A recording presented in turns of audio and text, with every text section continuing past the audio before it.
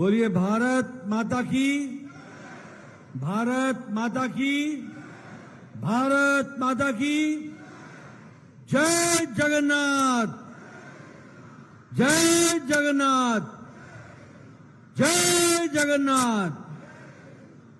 आज के सभा में मंच पर उपस्थित हमारे भारतीय जनता पार्टी के बहुत ही वरिष्ठ नेता, मेरे बहुत ही प्रिय साथी, जिनके साथ मैंने मंत्रिमंडल में भी काम किया, ऐसे हमारे जुएल ओरांव जी, जो आपके लोकसभा के प्रत्याशी हैं, हमारी बहन कुसुम टेटे जी, जो एमएलए की प्रत्याशी हैं, भवानी भोई जी, जो एमएलए के प्रत्याशी हैं, नरसिंह मिंज जी, ये भी विधायक के कैंडिडेट हैं, श्री यशोबंता नायक जी, श्री बाटा किशोर जी मिश्रा, हमारे संतोष अमत जी,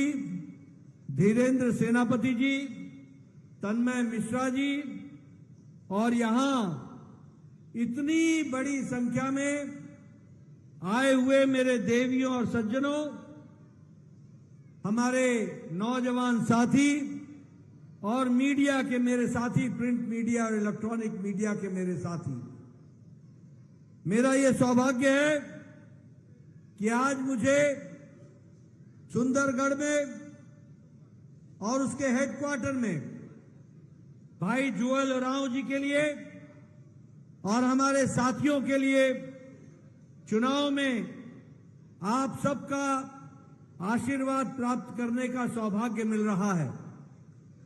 सबसे पहले तो मैं समस्तिं को नमस्कार। आपन माने हिंदी मुझी पारू क्षमती तो धन्यवाद।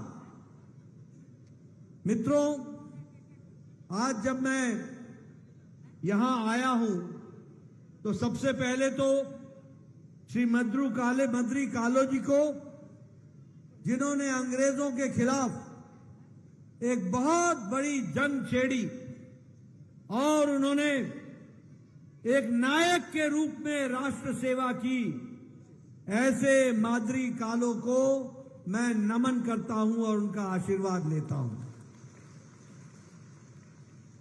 यहां के आदिवासी हमारे क्रांतिकारी नेता श्री निर्मल मुंडा जी को भी मैं शीश झुका करके उनको भी मैं नमन करता हूं। मुझे बहुत खुशी है कि हमारे आदिवासी भाइयों ने इस बार ठान लिया है कि कमल के निशान पर भारतीय जनता पार्टी के सभी 21 के 21 लोकसभा प्रत्याशी को विजयी बनाएंगे। इसके लिए भी मैं आपको विशेष करके धन्यवाद देना चाहता हूं। मित्रों, मैं आपको ये भी बताना चाहता हूं, 10 साल के अंदर बहुत बड़ा परिवर्तन आया, बहुत बड़ा परिवर्तन। और उसको अगर मैं 2 बातों में बताने का प्रयास करूं तो आप याद करो, 10 साल पहले भारत एक पिछलग्गू देश के रूप में जाना जाता था कि नहीं जाना जाता था? भारत 10 साल पहले एक भ्रष्टाचारी देश के रूप में जाना जाता था कि नहीं जाना जाता था? साधारण मनुष्य, साधारण नागरिक, देश का साधारण मानवी ये मान चुका था कि भारत में कुछ नहीं बदलेगा। एक उदासीन मानसिकता थी, कुछ नहीं बदलेगा, ये तो ऐसे ही चलेगा, यहां भ्रष्टाचार ही होगा, कुछ बदलने वाला नहीं है, राजनीति से कोई अंतर आने वाला नहीं है। 10 साल पहले भारत का साधारण आदमी इस बात को सोच रहा था। लेकिन 10 साल में मोदी जी का नेतृत्व, मोदी जी के नेतृत्व की क्षमता, एक एक पल देश के नाम जी करके मोदी जी ने जो नेतृत्व दिया, आज वही भारत 2024 में मोदी जी के नेतृत्व में विकसित भारत के संकल्प को लेकर के चल पड़ा। यह परिवर्तन आ गया। आज हम विकसित भारत के संकल्प को लेकर चल रहे हैं और हम नहीं बोल रहे, दुनिया बोल रही है कि मोदी जी के नेतृत्व में विकसित भारत हो करके रहेगा और विकसित भारत बन करके रहेगा। ये दुनिया बोलने लगी है। मोदी जी ने 10 साल में भारत की राजनीति की संस्कृति, भारत की राजनीति का चाल चरित्र, भारत की राजनीति की परिभाषा, भारत की राजनीति का रंग ढंग, भारत की राजनीति की सोच 10 साल में बदल डाली है। इसको भी हमको ध्यान में रखना चाहिए। 10 साल पहले हम चुनाव में क्या देखते थे? जाति की राजनीति होती थी, धर्म की राजनीति होती थी, वोट बैंक की राजनीति होती थी, तुष्टीकरण की राजनीति होती थी।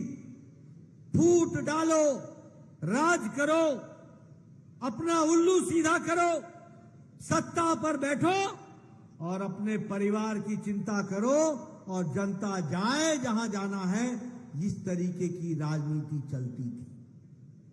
भाई को भाई से लड़ाते थे, इलाके को इलाके से लड़ाते थे, धर्म को धर्म से लड़ाते थे। मोदी जी ने इन सबको धत्ता दिखाकर विकासवाद की राजनीति चलाई और देश को विकास की ओर ले चले और विकसित भारत की तरफ चल पड़ा। आज मोदी जी के नेतृत्व।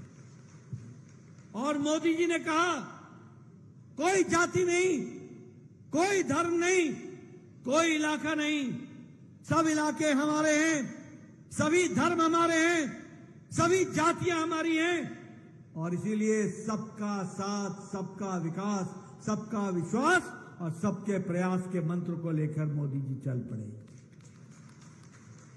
और इसीलिए आज विकास के हम नए नए आयाम स्थापित कर रहे हैं। हमारे जनजाति भाई यहां बैठे, मैं बता देना चाहता हूं, सभी सरकारों ने जनजातीय लोगों के साथ राजनीति की, उनको कुछ बदलाव नहीं दिया। अगर जनजातियों को जनजाति गौरव दिवस मनाकर जनजातियों को पहचान दी तो मोदी जी ने दी, ये भी हमको ध्यान में रखना चाहिए। मैं आज पावन पुण्य भूमि उड़ीसा में खड़ा हूं। कभी सोचा था कि कोई महिला आदिवासी भारत की प्रथम नागरिक बनेगी? कभी सोचा था? सपने में भी नहीं सोचा होगा।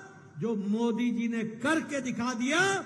आज महिला, हमारी आदिवासी महिला भारत के प्रथम नागरिक बनकर के, राष्ट्रपति बनकर के वो हमारे बीच में विराजमान है। ये सिर्फ राष्ट्रपति बनना ही नहीं, ये महिलाओं का और आदिवासी भाइयों का गौरव को स्थापित किया मोदी जी ने, भारत में स्थापित किया, दुनिया में स्थापित किया। ये हम सबको ध्यान में रखना चाहिए। मैं यहां ये भी बताना चाहता हूं, आदिवासी भाई, आपका बजट, जुएल राव जी जानते हैं, आपका बजट मोदी जी ने 1 गुना नहीं, 2 गुना नहीं, 3 गुना बढ़ा दिया है और आपके विकास की उन्होंने चिंता की है। ये जो एकलव्य मॉडर्न रेसिडेंशियल स्कूल चल रहे हैं ना, ये आदिवासी बच्चों के पढ़ाई के लिए, इसका बजट प्रधानमंत्री जी ने 1 गुना नहीं, 5 गुना नहीं, 10 गुना नहीं, 15 गुना नहीं, 21 गुना बजट बढ़ा दिया, 21 गुना बजट बढ़ा दिया। क्यों? हमारा आदिवासी बच्चा कोई पढ़ाई से वंचित न रह जाए। हमारा आदिवासी बच्चा बोर्डिंग स्कूल में, रेजिडेंशियल स्कूल में पढ़ करके वो भारत के विकास में कंधे से कंधा मिलाकर चले और आगे बढ़े, इस बात को सोच करके किया गया। ये इतनी दूर की सोच करने का काम किया। हमारे ये जो जंगल में होने वाले प्रोड्यूस है ना, पहले सिर्फ 10 प्रोड्यूस पे, जुअल भाई, 10 प्रोड्यूस पर आपको एमएसपी मिलती थी। आज 90 प्रोड्यूस पर, यानी 90 तरीके के किस्म पर एमएसपी भारत सरकार दे रही है। इस तरीके से विकास का काम चल रहा है। ये जो स्वच्छता अभियान है, अगर 12 करोड़ स्वच्छता अभियान में घर बने, इज्जत घर बने, टॉयलेट बने, तो 1.5 करोड़ घर, इज्जत घर आदिवासी इलाकों में बने, आदिवासी बहनों के लिए बने, आदिवासी भाइयों के लिए बने।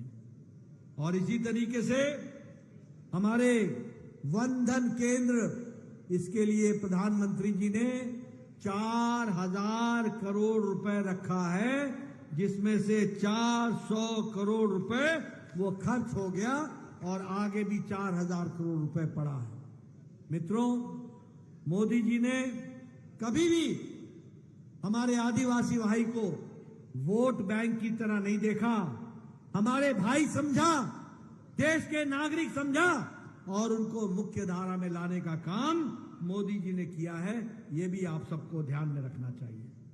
मैं यहां ये भी आपको बता देना चाहता हूं, आपको जानकर खुशी होगी कि आज भारत,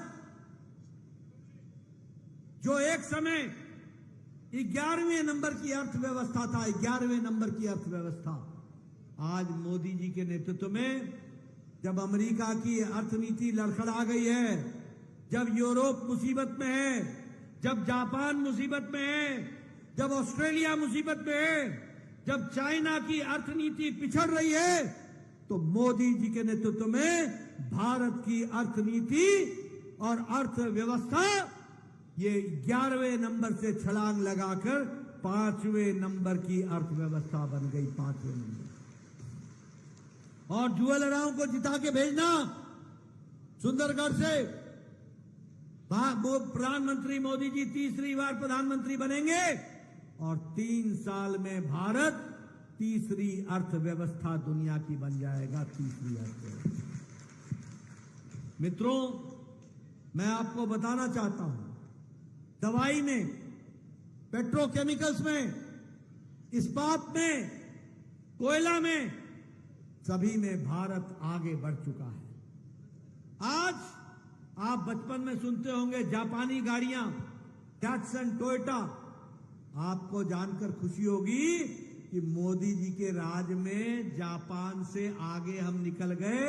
अब ऑटोमोबाइल इंडस्ट्री में भारत तीसरे नंबर पर खड़ा है। दवाई बनाने में भारत दूसरे नंबर पर खड़ा है। सबसे सस्ती दवा और सबसे असरदार दवा आज भारत बना रहा है, भारत बना रहा है।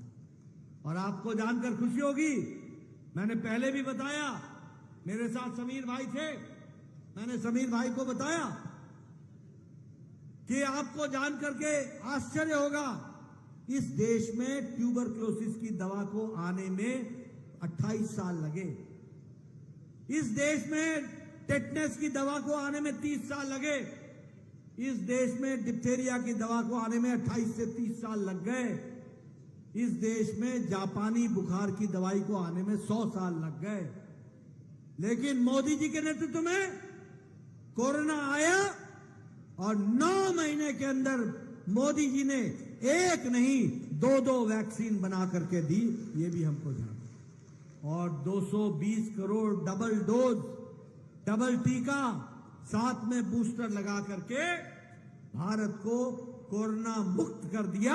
भारत आगे निकल गया, 140 करोड़ लोगों की जान बचाई, 140। मित्रों, आपको जानकर खुशी होगी कि भारत ने कोरोना की वैक्सीन 100 देशों में भेजी, 100 देशों को दी है, और उसमें से 48 देश ऐसे हैं जिनको भारत ने कोरोना की वैक्सीन मोदी जी ने मुफ्त में पहुंचाई है, मुफ्त में उनको दी है, ये भी देखिए। इसलिए भारत अब लेने वाला भारत नहीं है, भारत मांगने वाला भारत नहीं है, भारत अब देने वाला भारत है।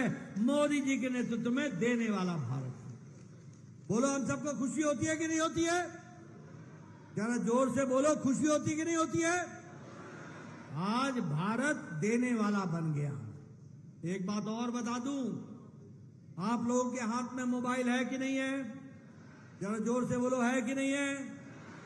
10 साल पहले इस मोबाइल पे लिखा होता था मेड इन चाइना, इस पे लिखा होता था मेड इन ताइवान, इस पे लिखा होता था मेड इन कोरिया, इस पे लिखा होता था मेड इन जापान। आज अपना मोबाइल उठा करके देखो, लिखा है मेड इन इंडिया। आज दूसरे नंबर का मोबाइल मैन्युफैक्चरर भारत बन गया। एप्पल भी अब मेड इन इंडिया हो गया है। ये परिवर्तन आ गया है, ये विकास हुआ। मैं यहां ये भी बताना चाहूंगा कि गांव, गरीब, वंचित, पीड़ित, शोषित, दलित, युवा, किसान, महिला, इनको किसी ने भी अगर ताकत दी है तो वह मोदी जी के कार्यक्रमों ने दी है, मोदी जी की नीतियों ने दी। मोदी जी ने आज 1.5 लाख पंचायत में ऑप्टिकल फाइबर पहुंचा दिया, ऑप्टिकल फाइबर। 2 लाख गांव में कॉमन सर्विस सेंटर खोल दिया, डिजिटल इंडिया हो गया। और ये कांग्रेसी भाई और ये बीजू जनता दल के भाई ये क्या बोलते थे? ये बोलते थे भारत अनपढ़ है। कांग्रेसी अपने ऊपर विश्वास नहीं था, कहते थे भारत अनपढ़ है, यहां डिजिटल का क्या करोगे, डिजिटल से क्या होगा। 2 लाख गांव में कॉमन सर्विस सेंटर पहुंच गया। आज गांव का बच्चा भी अपनी एप्लीकेशन गांव से कंप्यूटर से एप्लीकेशन भेजता है और फौरन का जवाब देता है। ये फर्क पड़ गया। और आपको जानकर खुशी होगी कि आज रेड़ी वाला, सब्जी वाला, ठेला वाला, फल वाला, ये भी अब आपसे फल के बजाय, सब्जी के बजाय पैसे नहीं मांगता, डिजिटल ट्रांजैक्शन करता है, डिजिटल ट्रांजैक्शन। ये आज अंतर आ गया गांव में, ये भी हमको समझना चाहिए। मैं यहां ये भी बताना चाहूंगा, बताओ गांव तक पक्की सड़क पहुंची कि नहीं पहुंची? पहुंची कि नहीं पहुंची? प्रधानमंत्री ग्रामीण सड़क योजना, आज गांव गांव तक सड़क पहुंच गई है। ये विकास हो रहा है। यहां बैठे हैं सब लोग, जोएल भाई तो बहुत लंबे समय से एमपी हैं, इनसे पूछो, हम लोगों को एक एक पंचायत में, जोएल भाई बताना, एक एक पंचायत में 2-2 घर इंदिरा आवास योजना में मिलते थे कि नहीं मिलते थे? तो मिलते थे ना। आज मोदी जी ने प्रधानमंत्री आवास योजना में 4 करोड़ घर बना दिए, 4 करोड़। एक एक पंचायत में 30-30, 40-40 घर बना दिए। और कैसे बनाए हैं? एक ड्राइंग रूम, एक बेडरूम, एक किचन, किचन में गैस का सिलेंडर, और एक शौचालय, एक कोर्टयार्ड। और मोदी जी ने कहा है जोएल राव को जिता के भेजना, अगले 5 साल में 3 करोड़ घर और बनेंगे, 3 करोड़ घर। एक बात और बता दूं, आप 5 साल इंतजार करना, मोदी जी को आप फिर से तीसरी बार प्रधानमंत्री बनाओ, आपके बिजली का बिल 5 साल में 0 हो जाएगा, 0 हो जाएगा, 0 हो जाएगा। प्रधानमंत्री हर घर सूर्य मुफ्त बिजली योजना ये प्रधानमंत्री जी चलाने वाले हैं। हर घर पर सौर ऊर्जा लगेगी, सूरज के का प्लांट लगेगा, सूरज के उसके एनर्जी के लिए, और आपकी बिजली मुफ्त हो जाएगी।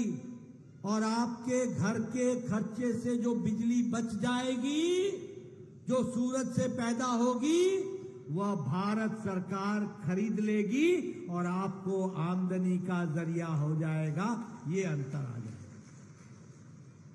इसलिए गांव, गरीब, वंचित, पीड़ित, शोषित, दलित, महिला, किसान के लिए आप बताइए, प्रधानमंत्री किसान सम्मान निधि में 11 करोड़ 78 लाख किसान को हर चौथे महीने 2000 रुपए उनके खाते में जा रहा है। और उड़ीसा में 32 लाख किसानों के खाते में जा रहा है। और सुंदरगढ़ में 1.5 लाख किसानों को 2-2 हजार रुपया हर चौथे महीने मिल रहा है। और मोदी जी ने तय किया है कि अगले 5 साल के अंदर दाल में, दलहन में और तेल में, तिलहन में भारत आत्मनिर्भर हो जाएगा और भारत अपने आप पैरों पर खड़ा हो जाएगा। हमको बाहर से दाल और तेल नहीं मंगवाना पड़ेगा, आत्मनिर्भर हो जाएगा। और बाजरा, रावी, हमारे मोटा अन्न, श्री अन्न, इसका भारत दुनिया का सेंटर बन जाएगा और हमारे किसानों की आमदनी बढ़ जाएगी श्री अन्न से। इसकी भी चिंता की गई है। और एक बात और बता दूं, हमारे अपने इस चुनाव में हमारे मिन साहब, टेटे साहब, सबको जिताना चुनाव, हमको सबको चुनाव जिता देना। और आपको मैं ये बताना चाहूंगा, भोई साहब, मिन साहब, नायक साहब, टेटे साहब, सबको चुनाव जिता देना। आपका धान की खरीदी 3100 रुपए प्रति क्विंटल हो जाएगी, इसकी भी व्यवस्था कर दी जाएगी। और फिर से मैं बोलूंगा, आपने टेटे साहब को, भोई साहब को, मिन साहब को चुनाव जिता देना और हमारी बहनों को अगले 2 साल में 50,000 का वाउचर मिलेगा। जो चाहेंगी बहन 50,000 में 2 साल के अंदर खरीदने का मौका मिलेगा। बोलो, महिलाओं का सशक्तिकरण हुआ है कि नहीं हुआ है? जरा जोर से बहने बोले, हुआ है कि नहीं हुआ है? ताकत मिली है कि नहीं मिली है? किसानों को ताकत मिली है कि नहीं मिली है? इसलिए गांव, गरीब, वंचित, पीड़ित, शोषित, दलित, महिला, 11 करोड़ लोगों को गैस का सिलेंडर मिला है। और मोदी जी को फिर से चुन के भेजना, जुएल ओरांव को चुन के भेजना। अब गैस का सिलेंडर नहीं आएगा, आगे गैस, सस्ती गैस पाइप से आपके घर में आएगी, पाइप से आपके घर पहुंचेगी। मित्रों, एक बात और मैं बताना चाहता हूं, बैठ जाइए। यहां जुएल ओरांव जी बैठे हैं। जुएल ओरांव जी, आप किस साल में एमपी बन गए थे? पहली बार एमपी कब बने थे? किस साल में बने थे एमपी? 90 में। और मैं 93 में एमएलए बन गया था, 1993 में। हम लोग चिट्ठी लिखा करते थे, मुख्यमंत्री जी, प्रधानमंत्री जी, मेरे इलाके में एक गरीब आदमी है, उसको कैंसर हो गया है, उसके पास इलाज के पैसे नहीं है, अगर उसका इलाज नहीं होगा तो वो मर जाएगा, उसकी जीवन लीला समाप्त हो जाएगी, उसको 3 लाख रुपए चाहिए। वह अगर पैसे इकट्ठा करेगा तो उसका खेत बिक जाएगा, उसका मकान बिक जाएगा। मुख्यमंत्री जी, प्रधानमंत्री जी, मेरे इलाके में एक व्यक्ति है, गरीब किसान, उसका बाईपास होना है, उसको वेल्व लगना है, 2 लाख रुपए का खर्च है, वह नहीं दे सकता, उसका मकान बिक जाएगा, उसका खेत बिक जाएगा, कृपया कोई व्यवस्था कीजिए। और उस समय जो व्यवस्था होती थी, 2 मांगते थे तो 1 मिलता था, 1 मांगते थे तो 50 मिलता था, 1.5 मांगते थे तो 75,000 मिलता था, भगवान के हवाले छोड़ दिया जाता था। लेकिन मोदी जी ने कहा, इस देश का कोई भी गरीब किसान, कोई भी मजदूर, कोई भी छोटा व्यक्ति, कोई भी गरीब व्यक्ति इलाज से वंचित नहीं रहेगा। और इसलिए 10 करोड़ 74 लाख परिवार, और 10 करोड़ 74 लाख परिवार का मतलब 50 करोड़ लोग, भारत की 40% की आबादी जो गरीब है। कौन है ये गरीब लोग? किसान, रेड़ी वाला, ठेड़ी वाला, रिक्शा वाला, ठेला वाला, सब्जी वाला, पल्लेदार, बस का ड्राइवर, बस का क्लीनर, ट्रक का ड्राइवर, ट्रक का क्लीनर, बस का कंडक्टर, बिल्डिंग में काम करने वाला लिफ्टमैन, बिल्डिंग की सिक्योरिटी करने वाला सिक्योरिटी मैन, सैलून में बाल काटने वाला, कूड़ेदान से प्लास्टिक इकट्ठा करने वाला, ऐसे गरीब लोगों को मोदी जी ने गंभीर बीमारी से लड़ने के लिए, इलाज के लिए हर साल 5 लाख रुपए की व्यवस्था की। 5 लाख रुपए की। अब हमारी बहनें सुन लें, हमारे भाई सुन लें, हमारे जुएलराओं को चुनाव जिता के भेजना, और इनको जब आप चुनाव जिताओगे, तीसरी बार भारत के प्रधानमंत्री मोदी जी को बनाओगे, तो इस देश का कोई भी बुजुर्ग जिसकी उम्र 70 साल से ऊपर की हो जाएगी, कोई भी बहन, कोई भी माता जिसकी उम्र 70 साल से ऊपर की हो जाएगी, किसी भी जाति की, किसी भी धर्म की, किसी भी इलाके की और किसी भी आमदनी की, अमीर हो या गरीब, सबको मोदी जी के तरफ से हर साल इलाज के लिए 5 लाख रुपए का आयुष्मान कार्ड मिलेगा। 5 लाख रुपए का। बोलो ये बदलता भारत है कि नहीं है? बोलो ये बदलता भारत है कि नहीं है? ये विकास के नए नए काम हुए हैं। लेकिन दुख के साथ मुझे कहना पड़ता है, हमारे नवीन बाबू ने आयुष्मान भारत को लागू नहीं किया। आपके लाखों लोग मुंबई में, तमिलनाडु में, बंगलौर में मजदूरी करने के लिए और काम करने के लिए, नौकरी करने के लिए जाते हैं। उनको बीजू स्वास्थ्य कल्याण कार्ड से लाभ नहीं मिलता है। लेकिन मोदी जी का आयुष्मान भारत, अगर आप मुंबई के टाटा कैंसर हॉस्पिटल में जाके इलाज कराते हो, तो आपका पैसा, आपके इलाज का पैसा मोदी जी वाया सुंदरगढ़ नहीं भेजते, वो सीधे मुंबई भेज देते हैं ताकि आपका इलाज मुफ्त में हो जाए। इस तरीके की व्यवस्था होती है।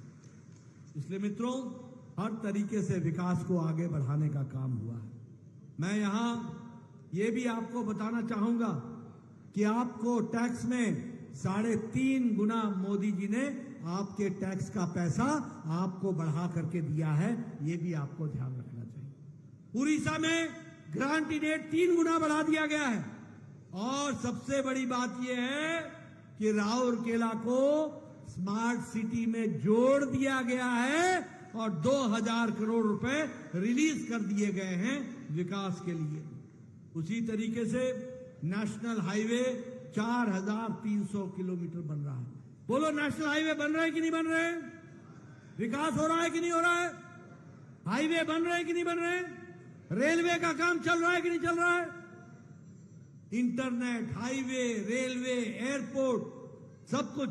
बोलो, झारसुगुड़ा में एयरपोर्ट बन गया कि नहीं बन गया? दिल्ली से फ्लाइट आती है कि नहीं आती है? मित्रों, यह विकास के नए नए काम हो रहे हैं। और सबसे बड़ी बात यह है कि अब वंदे भारत ट्रेन राउरकेला, भुवनेश्वर, पुरी तक सीधे वंदे भारत ट्रेन जा रही है।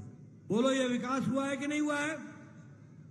और इसी तरीके से अगर मैं आपके इलाके की बात करूं, तो आज राउरकेला सुंदरगढ़ वंदे भारत एक्सप्रेस चल रही है। और उसी तरीके से 4 लेन की सड़क वीरमित्रपुर ब्रह्मणी बाईपास पर बन रही है। और ब्रह्मणी बाईपास के साथ राजमुंडा सेक्शन को भी जोड़ा जा रहा है। और इसी के साथ साथ चंपा झरन बिमलगढ़ रेल लाइन का काम में भी 270 करोड़ रुपए दिए जा रहे हैं और उसका भी विकास हो रहा है। और नई रेल लाइन रायपुर से झारसुगड़ा, इस पर 310 किलोमीटर की सड़क रेलवे लाइन बनेगी और इसमें 2161 करोड़ रुपए खर्च हो रहे हैं। आपने कभी सोचा था कि सुंदरगढ़, राउरकेला, यहां के लिए ट्रेन की लाइन 310 किलोमीटर बनेगी और 2161 करोड़ रुपए एक मुश्त दिया जाएगा? ये बीजेपी का जमाना है, मोदी जी का जमाना है। तुम आगे बढ़ो, भारत विकसित भारत की ओर चलेगा। इस बात को हमको ध्यान में रखना चाहिए और इसीलिए जुएल भाई को चुनाव जिताना है। बोलिए, जिताएंगे ना? 5 बार के एमपी है, भारत सरकार में मंत्री रहे हैं, अटल जी के समय में भी मंत्री रहे हैं। ऐसे नेता को आगे लाओगे ना? जरा जोर से बोलो, आगे लाओगे ना? आगे लाओगे ना? जिताओगे ना? मैं इसके साथ साथ बोलूंगा, कुसुम टेटे जी को जिताएंगे ना?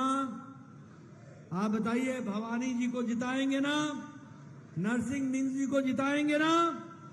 मित्रों, मैं यहां पर एक बात और बताना चाहता हूं और वो ये बताना चाहता हूं कि आपके यहां जो अभी सरकार चल रही है, आपको मालूम है ये सरकार कौन चला रहा है? कौन चला रहा है? सुनाई नहीं दिया? सुनाई नहीं दिया? मीडिया वालों को सुनाई दिया? मीडिया वालों को सुनाई दिया? जन जन की यही बात है कि नवीन बाबू तो निमित्त हैं, असल में तो कोई और है। और अब वो नाम तो आप ले सकते हो, मैं तो नहीं ले सकता। लेकिन मित्रों, ये उड़ीसा की अस्मिता के लिए एक काला धब्बा है। ये उड़ीसा की अस्मिता के लिए एक तरीके से कलंक है। और मैं आपको बोलना चाहता हूं, आप इन तीनों को, चारों को जिता करके भेजिए। अगला मुख्यमंत्री नौजवान होगा, अगला मुख्यमंत्री उड़िया बोलने वाला होगा, अगला मुख्यमंत्री उड़िया की धरती पर पैदा हुआ होगा और अगला मुख्यमंत्री उड़िया की संस्कृति में ओत प्रोत होगा। अगला मुख्यमंत्री जो होगा वो आपकी आवाज सुनेगा भी और उड़िया में जवाब भी देगा, आपके साथ मिलकर के काम करेगा। यह उड़िया की अस्मिता का सवाल है। यह दुखदाई है कि आप चुने किसी और को और राज करे कोई और मुझे दुख ये होता है कि बीजेडी के एमएलए, एमपी नीचे बैठते हैं और अफसर ऊपर बैठता है। बोलो, ये उड़िया का निरादर है कि नहीं है? बोलो, ये उड़िया का निरादर है कि नहीं है? उड़िया का निरादर है कि नहीं है? इसका बदला लोगे ना? बदला लोगे ना? 20 तारीख, 25 तारीख और 1 तारीख को कमल का बटन दबाओगे ना? आप याद रखिए, ऐसे लोग जो आपके बाहर से पैराशूट से आकर के आपके ऊपर चढ़ गए, तुम बैठो, तुम उठो, तुम सुनो, तुम ये करो, ये उड़िया का निरादर उड़िया कभी सहन नहीं करेगा। मैं ठीक बोल रहा हूं? मैं जरा जोर से बोलो, मैं ठीक बोल रहा हूं? सही बोल रहा हूं? अब उड़िया का बेटा ही उड़िया का मुख्यमंत्री बनेगा। अब उड़िया का ही नौजवान बेटा, उड़िया बोलने वाला, उड़िया की संस्कृति में पैदा हुआ, उड़िया की संस्कृति में ओत प्रोत हुआ, जो गांव गांव की आवाज समझे, जो गांव को जाने और गांव के साथ मिलकर के दैनंदिन राजनीति में आप लोगों के साथ मिलकर उड़िया का विकास करे और डबल इंजन की सरकार चलाए, ऐसा व्यक्ति मुख्यमंत्री बनेगा। और इसीलिए मैं आपका ज्यादा समय ना लेता हुआ फिर से आपसे ये विनम्र प्रार्थना करता हूं कि आप पूरी तरीके से आप कोशिश करें कि कमल के निशान को आगे बढ़ाएं और ये नवीन बाबू की पार्टी को अलविदा कहें, नमस्कार करें। नवीन बाबू को आराम चाहिए, उनको आराम दीजिए और इन लोगों को काम दीजिए, ये काम करें, इसके लिए आशीर्वाद दीजिए। इन्हीं शब्दों के साथ बहुत बहुत धन्यवाद। जय भारत, जय उड़िया। बोलो भारत माता की, भारत माता की। सुंदरगढ़ वासी की तरफ से नड्डा जी को अशेष धन्यवाद। मैं अभी